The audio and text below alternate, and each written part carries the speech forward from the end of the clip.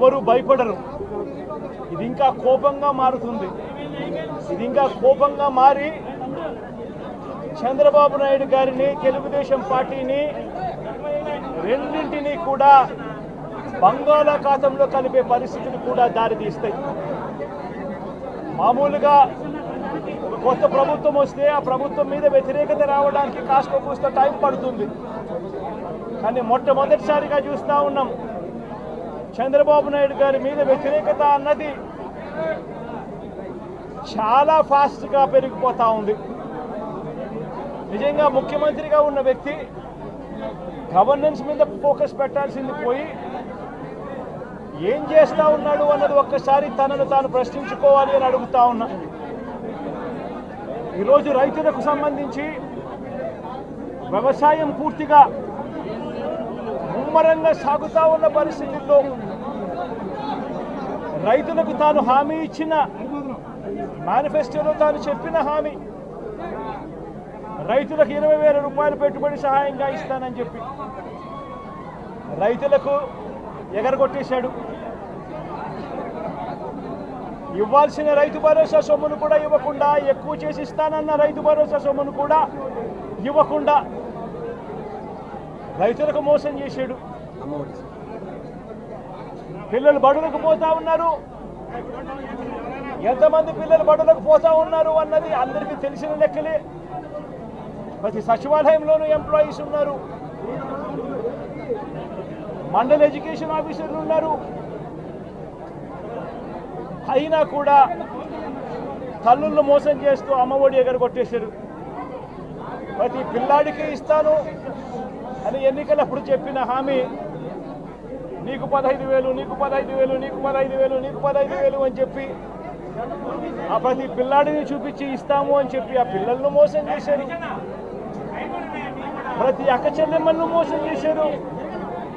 తల్లులకు అమ్మఒడి ఇస్తామని తల్లుల దగ్గర నుంచి మొదలెడితే ప్రతి తల్లికి 18 సంవత్సరాలు నిండిన ప్రతి అమ్మాయికి, ప్రతి అక్కకు, ప్రతి చెల్లెమ్మకు నెలకు 1,500 రూపాయలు ఇస్తామని చెప్పి వాళ్ళను మోసం చేశారు.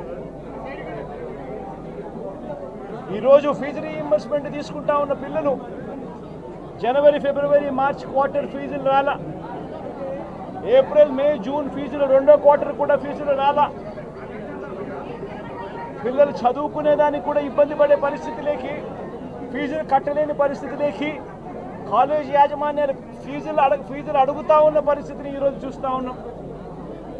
పిల్లలకు వసతి దీవెన ఎగరగొట్టేశారు. అక్క చెల్లెమ్మలకు సున్నా వడ్డీ కూడా రావాల్సిన సున్నా వడ్డీ కూడా మామూలుగా ఏప్రిల్లో రావాల్సిన అది ఎగరగొట్టేశారు. ఇవన్నీ కూడా వైఎస్ఆర్ కాంగ్రెస్ పార్టీ ఉన్నప్పుడు, జగన్ ముఖ్యమంత్రిగా ఉన్నప్పుడు క్రమం తప్పకుండా క్యాలెండర్ ఇచ్చి ప్రతి ఒక్కరిని కూడా ఆదుకుంటూ వస్తూ ఉన్న పరిస్థితి. అమ్మఒడి అయితేనేమి, రైతు భరోసా అయితేనేమి, విద్యా దీవెన అయితేనేమి, వసతి దీవెన అయితేనేమి, సున్నా వడ్డీ అయితేనేమి, మత్స్యకాల భరోసా అయితేనేమి, ఇవన్నీ కూడా ప్రజలు మాకెందుకు ఇంకా ఇవ్వలేదు అని చెప్పి ప్రజలు అడుగుతూ ఉన్నారు. వారి గురించి పట్టించుకోకుండా, వారికి చేయాల్సిన మంచి గురించి పట్టించుకోకుండా స్కూళ్ళను నిర్వీర్యం చేస్తూ, చదువులను నిర్వీర్యం చేస్తూ, హాస్పిటల్ని నిర్వీర్యం చేస్తూ చివరికి ఏ ఒక్కరూ కూడా మిమ్మల్ని ప్రశ్నించకూడదు అని, ఏ ఒక్కరూ కూడా రోడ్లెక్కకూడదు అని ఈ మాదిరిగా భయాందోళనను క్రియేట్ చేయాలనే ఉద్దేశంతో గ్రామ స్థాయి నుంచి మొదలెడితే ప్రతి ఒక్కరికి కూడా మీ కక్షలు, మీ కార్పణ్యాలు మీరు తీర్చుకోండి అని చెప్పి గ్రీన్ సిగ్నల్ ఇస్తూ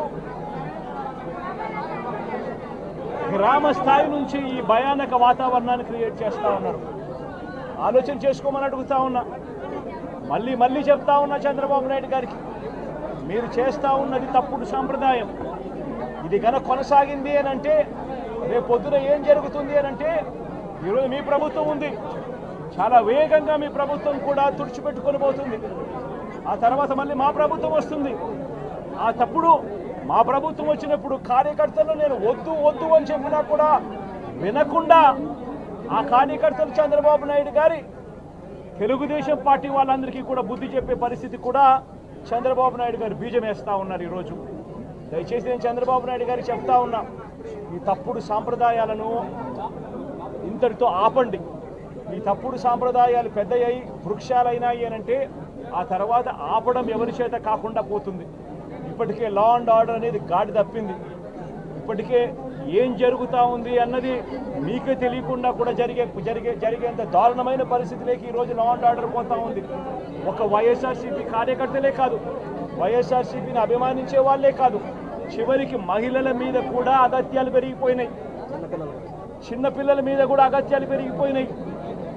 ఇష్టం వచ్చినట్టుగా రౌడీజం పెరిగిపోయింది.